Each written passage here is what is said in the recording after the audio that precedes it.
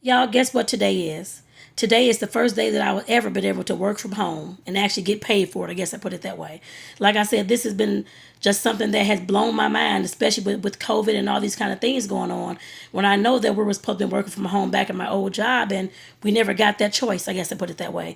We weren't trusted enough to work from home. We were micromanaged to hell to death. And like I said, we just couldn't work from home at all, even though our jobs were in the office, all those types of things. Everything could be done at home. We already knew that, but we could not. And like I said, just going into a new position, a new environment, that kind of thing is just showing me that what the possibilities were, which I already knew what the possibilities were. But like I said, I know when I was talking about the great resignation, the great quit, all that kind of stuff last year and earlier this year, I know that it goes back to it's not the job itself, it's the people behind the jobs. Like I always say, hurt people, and that is the truth.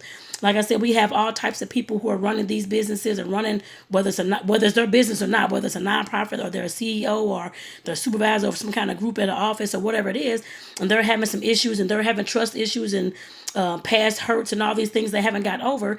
All these things come out at some point.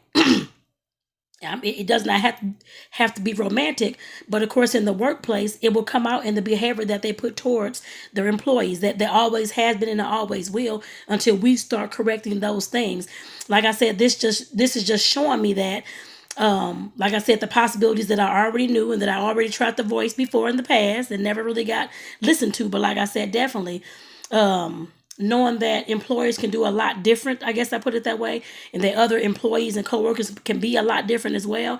Like I said, we have to take it upon ourselves to let these things be known in the workplace as well. We just can't keep sitting quiet while we're going through. Not just I'm not just saying for me, but for those who I've spoken with, those who have commented on some of my posts about the Great Resignation and the toxicity and the trauma in the workplace.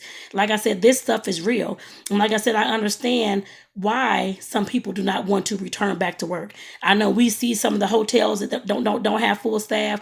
The restaurants may not have full staff. Other businesses may have don't have full staff or had to close completely down because some folks are not wanting to return back to the workplace because of all this BS that goes on in the workplace. Nobody wants to be micromanaged or not trusted to even do their job. Every 5 minutes, what you're doing, how things look, trying to check on you and make sure that you're just doing the job and not checking on you as a person to see how you're feeling at that time. Like I said, there's a lot of chaos and crap that goes on. And like I said, I've spoken to a lot of folks who, and including myself, who have been through craziness in the workplace as well. And like I said, you see why people do not want to return back to work in the workplace.